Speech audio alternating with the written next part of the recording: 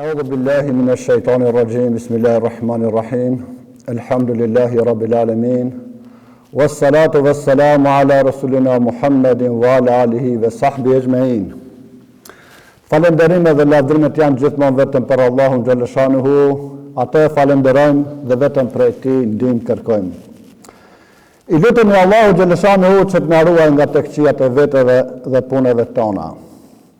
Këdo që Allahu udhëzon në rrugë të drejtë, askush nuk mund ta humbas prej saj. Dhe këdo që Allahu e humb prej kësaj rruge, askush nuk mund ta drejtojë në rrugë të drejtë. Dëshmoj dhe deklaroj se nuk ka Zot tjetër për të adhuruar me të drejtë përveç Allahu xhaleshanuhu dhe se Muhamedi alayhi salatu wassalam është rob dhe dërguari i tij. Thot Allahu xhaleshanuhu në Kur'anin famlart: Ja ayyuhalladhina amanu taqullaha haqqa tuqatihi wa la tamutunna illa wa antum muslimun.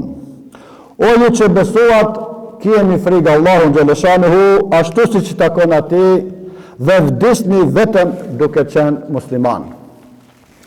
O njerëz, friksojeni Zotit tuaj që ju krijoi prej një njeriu, ndërsa prej tij krijoi shumë burra dhe gra, dhe friksojeni Allahut me emrin e atij që kërkoni të drejtat e ndërsjella.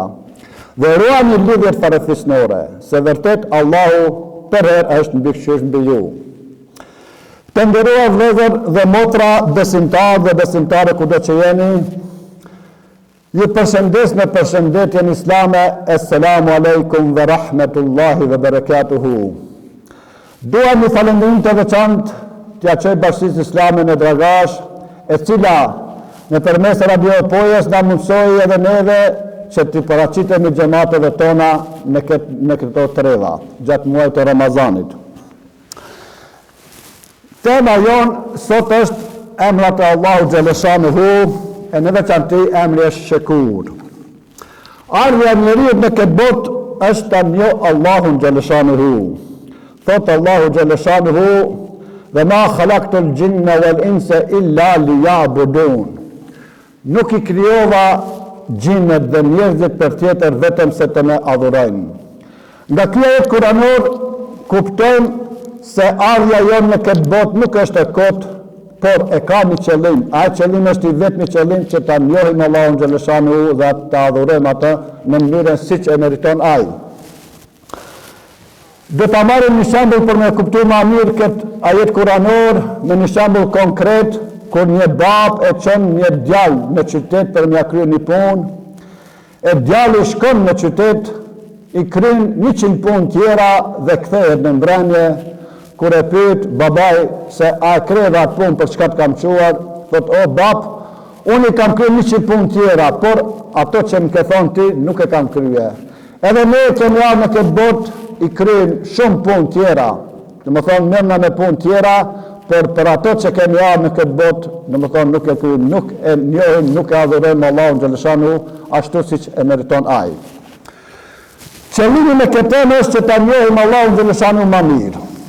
Nëse do ta njohim Zotin më mirë, do ta duam më shumë. Është e pamundur që ta njohësh Zotin e mos ta duash. Nëse do njohim Zotin, do t'i bindemi më mirë. Nëse njohim Zotin, do t'na bjerë malli që ta takojmë ato sa më shpejt. Në këtë botë ka shumë njerëz të cilët i friksohen vdekjes. I friksohen vdekjes sepse nuk e njohin mirë Allahun xhaleshanuhu.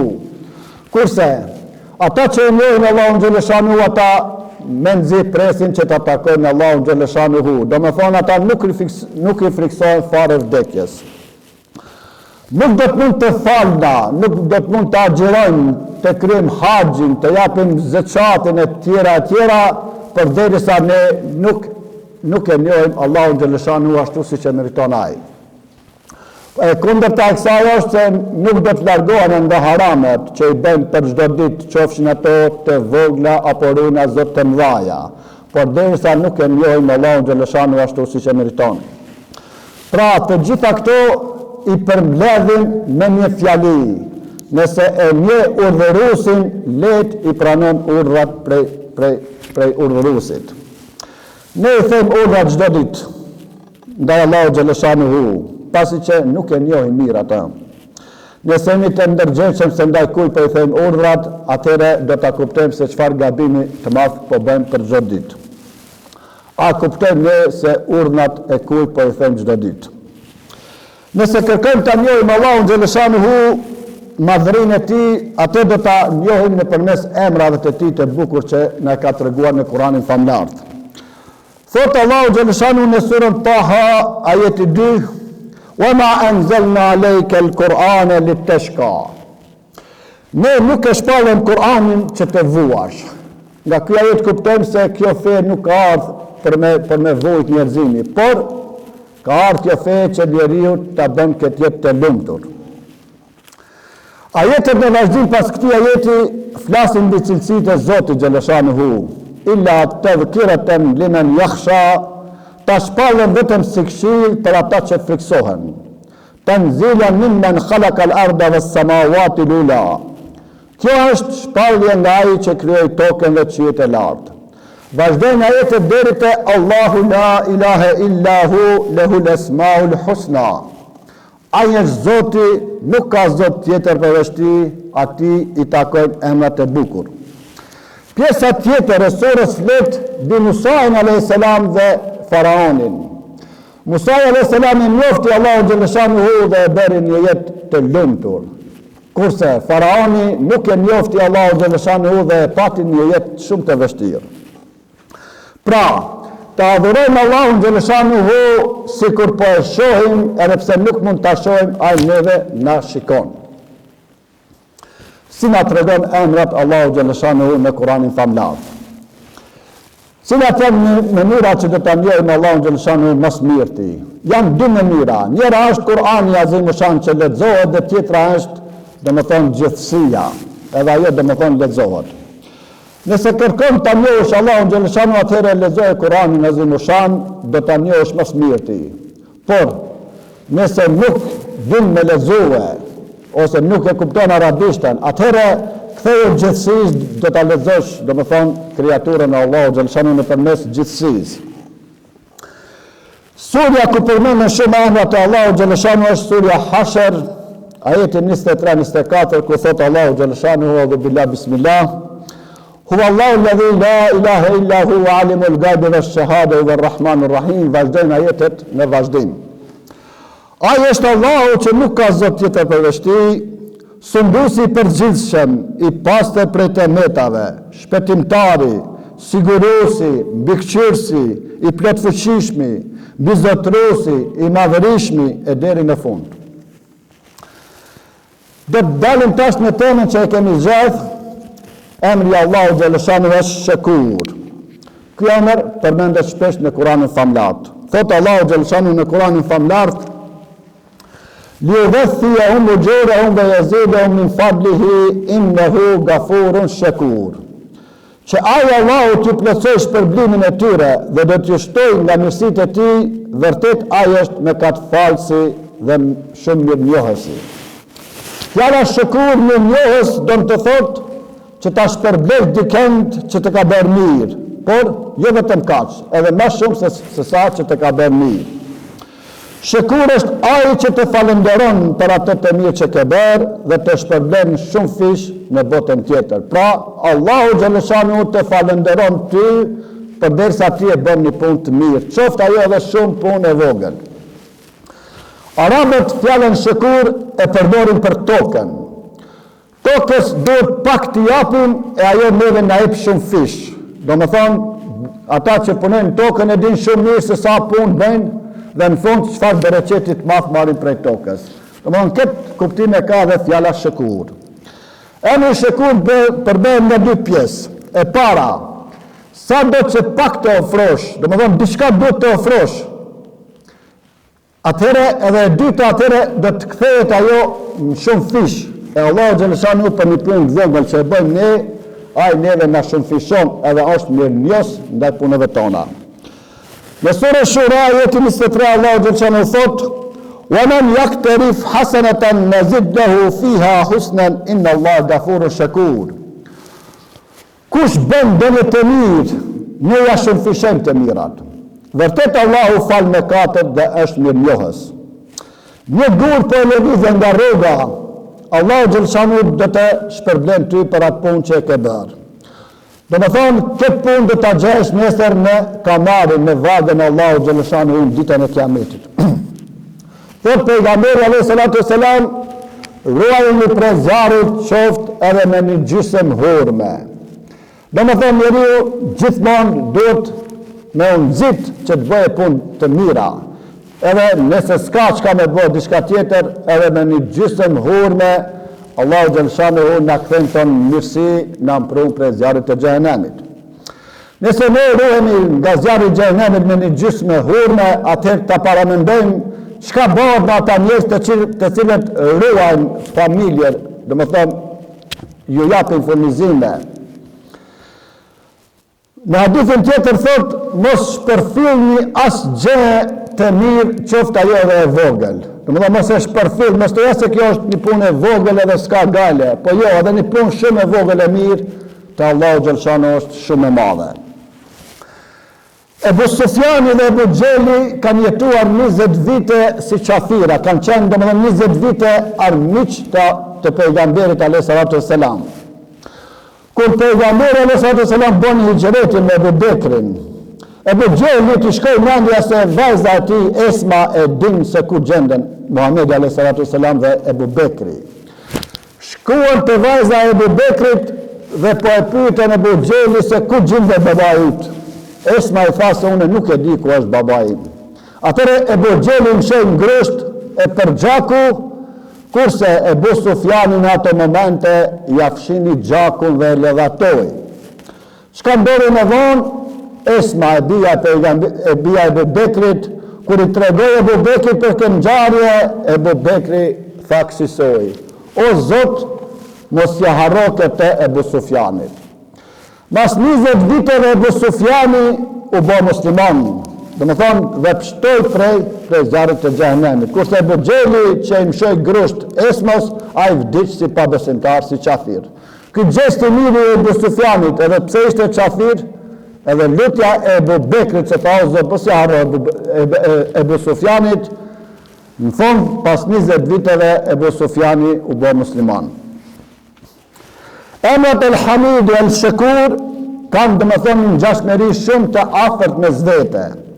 El Hamid është emër cilësia Allahu xhaleshanu kur ne e falenderojmë Allahun xhaleshanuhu. Falëndrimi jon ndaj Allahu xhaleshanuhu. Kurse El Shakur është e kundërta e kësaj, kur Allahu xhaleshanuhu ti të falenderon për çdo punë që e bën ti të mirë. Andaj vëllezër dhe motra, mos ta humbim shpresën te Allahu xhaleshanuhu, të mundohemi të bëjmë punë të mira, punë për të cilat do të na shënfishohen te Allahu xhaleshanuhu. Një emër tjetër me të cilën shoqërohet Ash-Shakuri është edhe Al-Alim, i gjithë dituri. Allahu xhaleshanuhu din çdo gjë. Shpesh na ndodh ne që të bëjmë një punë të mirë edhe hezitojmë që të shkojmë të tregojmë se kemi bën një punë të mirë. Nëse dikujt i ndihmon diçka ose ja kryjmë një punë, dhe shkojmë me nxitim dhe i thoni se ta krevën këtë punë, atë punë apo diçka kësaj. Kemi dëshirë me ditë me njëherë, domethënë njerëzimi se ne e bëmë një punë të mirë. E Allahu xhaleshanu po na heqet shtetësim dhe po na thotë se nuk kemi nevojë me nxitim me treguar sepse unë i di të gjitha, domethënë nuk kemi nevojë me treguar. Kemi edhe në ngjarje në një shembull që do ta them se ruaje një të mirë që e ke bërë, ruaje ashtu siç e ruan një të keqe që e ke bërë që nuk ja tregon askujt, edhe me të mirë nëse e bën dikont, ruaje sikurse atë haram, atë gjuna që e ke bërë që nuk ja tregon askujt. Këto dhe me thonë kemi edhe raste ceremonish kur njerëzit vrapojnë, kur shkojnë dhe qenë dhurata në për dasma dhe ja vën emrin dhuratave për me ditë ai person se prej kujt e ka pranuar dhuratën. Kurse kjo me Allahu xhaleshanu nuk do sisoj, nuk kemi nevojë, domethënë me tregu me shkruajna. Shumë njerëz paraqiten para njerëzve të cilët kanë pozita të larta. Pse e bëjnë këto? E bëjnë që të jenë domethënë afër tyre dhe të përfitojnë për atyre diçka. E jona është që ne të ofrohemi pranë Allahu xhaleshanehu se do të kemi domethënë dobi të madhe prej tij.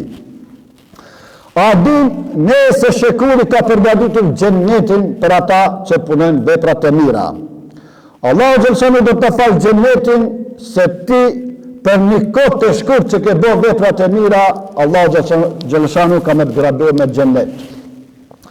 Nëse jetojmë 60 vite, kemi jetë 60 vite, 13 vite jemi fëmijë, mbesin 47 vite. Prej këtyre 47 viteve, 1/3 janë punë. Atëre jesin 30 janë gjumë, domethënë, 1/3 janë gjumë. Mbesin 32 vite. Nga këto 1/3 janë punë, udhëtime, ngrënie, pimje e tjera e tjera. Atëre neve na mbesin vetëm 17 vite për me adhuru Allahun xhaleshanehu. E për këtë kohë kaq të shkurt, Allahu xhaleshanehu do të na dhuron xhennetin.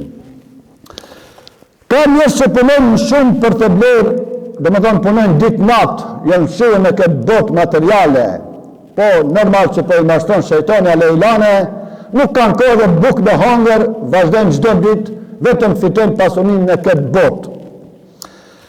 Këto e bëjnë krejt për me vlerë, domethënë vendene për bregdete, vendene për qendra ku kanë vlerë të madhe. Kurse, a din të nderuar xhamat se sa kushton 1 metër vend në xhennet. 1 metër vend në xhennet kushton 2 recat namaz kur robi Allahut i falë.